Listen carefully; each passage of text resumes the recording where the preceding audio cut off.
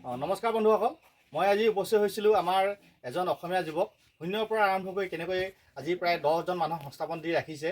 এটা সময়ত তেখেতে নিজৰ জীৱন নিৰ্বাহৰ কাৰণে পকপকাই থকা এজন ব্যক্তিৰ ওচৰলৈ আহিলোঁ। এটা উদীয়মান যুৱক আমাৰ প্ৰাঞ্জল গগৈ। নমস্কাৰ গগৈদেউ। নমস্কাৰ।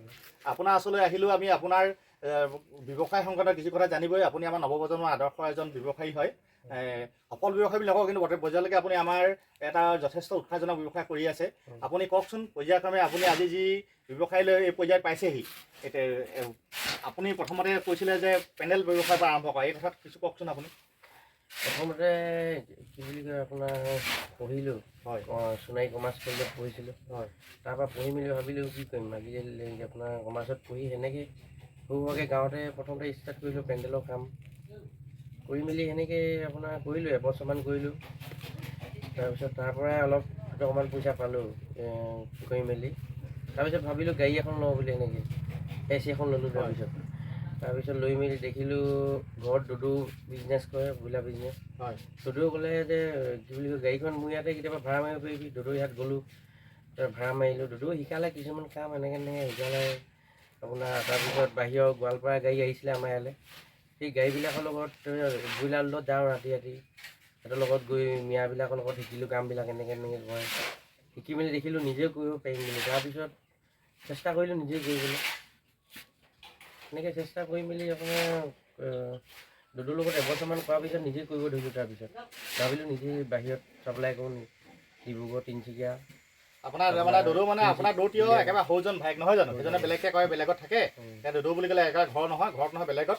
তেখেতে ব্যৱসায় ব্ৰইলাৰ কাউণ্টাৰ আছিলে।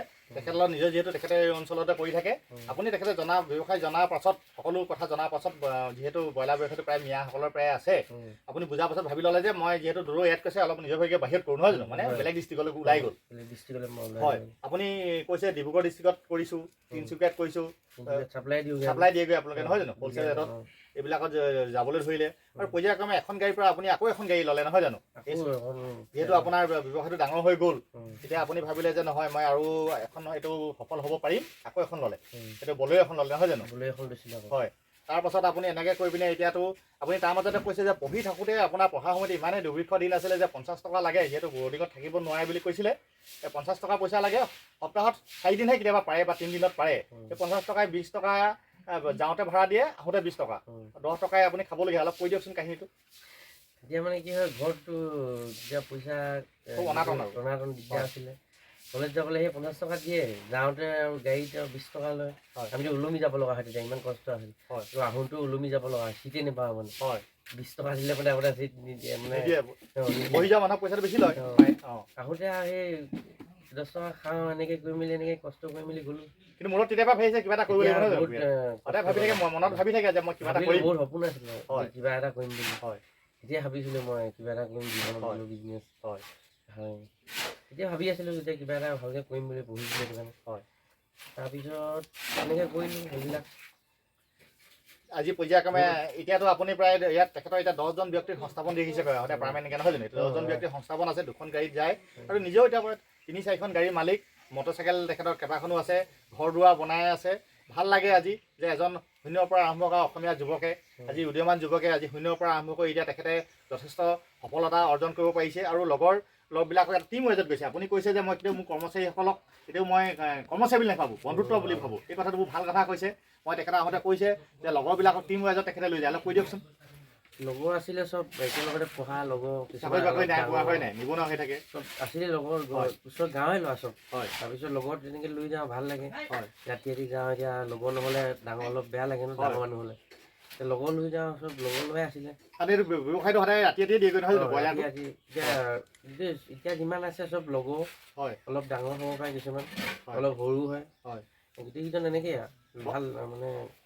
আপোনাৰ দৌতি আছে, দৌতিয়ে কৈছিলে যে আইতাকো আছে, কৈছে যে আমাৰ এটা সময়ত জুপুৰি আছিলে ব্যৱসায় আৰম্ভ কৰাৰ আগত, সেই জুপুৰিৰ পৰাই আমি আৰম্ভ কৰিবলগীয়া হৈছিলে। এতিয়াতো তেখেতৰ ঘৰ দুৱাৰ যথেষ্ট ভগৱানে দিছে, ৰাইজৰ আশীৰ্বাদত হৈছে নহয় জানো? এইটো দৌতিক অলপ কওকচোন। দৌতিৰ পৰমানন্দ অশেষ চেষ্টাত আমি এতিয়া উজ্জ্বলমুখী হৈছোঁ, আমাৰ সহানুভূতি যোগাইছে। আমি এই ক্ষেত্ৰত আমাৰ আশে পাশে থকা গাঁওকেইখনৰ যুৱকসকলে বহুতখিনি সহায় সহযোগ আগবঢ়াইছে।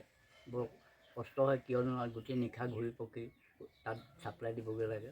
হয় এইখিনিয়ে মোৰ সন্তুষ্ট মানে মই দুয়োটাকে যথেষ্ট ভাল পাইছে যিহেতু কৈছে নাতিয়েকে ভাল কাম কৰিছে গাঁৱৰ ল'ৰাবিলাক ওচৰ মানুহখিনিকো কৈছে যে ওচৰ মানুহবিলাক আশীৰ্বাদত এইবিলাক হৈছে এইটো ভাল কথা আমাৰ দুটিয়ে কৈছে তেখেতসকল মাক আছে আইতাক আছে বহু কষ্টৰ ফলত আচলতে এইটো হৈছে কাৰণ শূন্যৰ পৰা আৰম্ভ কৰা ব্যক্তি সাধাৰণতে আমাৰ সমাজত খুব কমেই থাকে এনেকৈ কষ্ট কৰি যোৱা কোনোবাই ন কোনোবাই অৰিহণা থাকে তেখেতসকলেও সেই জীৱনত দুটিয়েক আৰু মাকৰ আশীৰ্বাদত একেবাৰে শূন্যৰ পৰা আৰম্ভ কৰি কৈছে চবচোন পইচা কামে তেখেতৰ আজি ব্যৱসায়ী অলপ দেখাওঁ এই ঘৰ নিজৰ পইচাই বনাই আছে মাক আছে মাকে মুখৰ আগত নোলাল লগত টান পালেও এনেকুৱা ফূৰ্তি এটা পাইছে মনত শান্তি সুখ এটা পাইছে দেখিছে এইবিলাকে আমাৰ ঘৰ বনাই আছে দেখাইছে এইফালে দেখাইছে তেখেতৰ গাড়ী আছে গাড়ীবিলাক মই দেখাব বিচাৰিছোঁ আমাৰ চব মটৰচাইকেল আছে গাড়ী আছে চব নিজৰ পইচাই কৰা আজি 6-7 বছৰৰ ভিতৰতে তেখেতে এইটো গোটাইছে গাড়ীখনত কি ধুনীয়াকৈ লিখা আছে যে জয়াই অসম আচলতে আমাৰ অসমীয়া মানুহে সকলোৱে জয়াই অসম লিখা থাকিলে খুব ভাল লাগে প্ৰথম গাড়ী সেইখন আছিলে ছেকেণ্ড গাড়ী এখন লৈছে এইখন গাড়ীয়ে আজি ব্যৱহাৰ কৰিছে এখন তাৰ নিজৰে গাড়ী আপোনালোকে দেখিছে যে প্ৰথম গাড়ী তেখেতে এখন লৈছিলে এখন গাড়ী কোন চনত লৈছিলে গগৈ কৈ দিয়কচোন এইটো আপুনি প্ৰথম লৈছিলোঁ আপোনাৰ 2020 চনত লৈছিলোঁ প্ৰথম গাড়ী আছিলে প্ৰথম গাড়ী এখন গাড়ীয়ে আপুনি ব্যৱসায় আৰম্ভ কৰিছে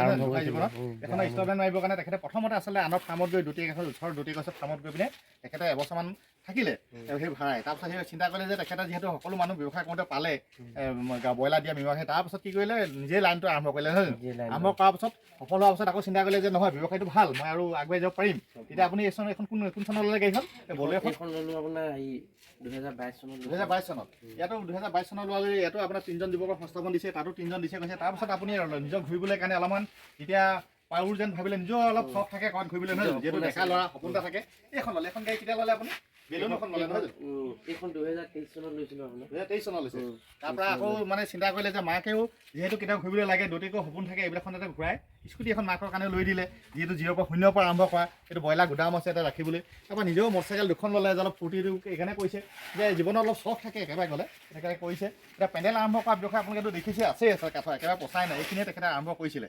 আপোনালোকে আশীৰ্বাদ কৰিব সকলোৱে আশীৰ্বাদ কৰিব এজন অসমীয়া যুৱক হিচাপে আগুৱাই যাওক আৰু আপোনালোকে যিসকলে নিবনুৱা যুৱক যুৱতীসকলে আমাৰ কিছুমানে লাজ কৰিব লাগে আচলতে কি ব্যৱসায় কেনেকৈ কৰিম কি নাই আগুৱাই যোৱাৰ ক্ষেত্ৰত লাজ কৰিব নালাগে মই আমাৰ গগৈদেউক ফোন নম্বৰ এটা দিছোঁ তেখেতকে হ'লচেল ব্ৰইলাৰে খুব ভাল ল'ৰা তিনিচুকীয়া ডিব্ৰুগড় অন্যান্য 3-4খন ডিষ্ট্ৰিক্টলৈ যায় যিসকলে যদি কোনোবা ব্ৰইলাৰ কাটিও কিবা সংস্থাপন কৰিম বুলি ভাবিছে তেখেতসকলে এইটো ফোন নম্বৰ তেখেতসকলে ফোন নম্বৰ ল'ব পাৰিব ফোন নম্বৰটো গগৈদেউক কৈ দিয়কচোন আপুনি আপোনাৰ ফোন নম্বৰটো মোৰ 9365815789 আকৌ এবাৰ কৈ দিয়ক লাহে লাহে অলপ ক'ব 9365815789 ধন্যবাদ থাকিল আপোনালৈ যাতে সদায় আগুৱাই যায় ঈশ্বৰৰ আশীৰ্বাদ কৰক আৰু ৰাইজৰ আশীৰ্বাদ ধন্যবাদ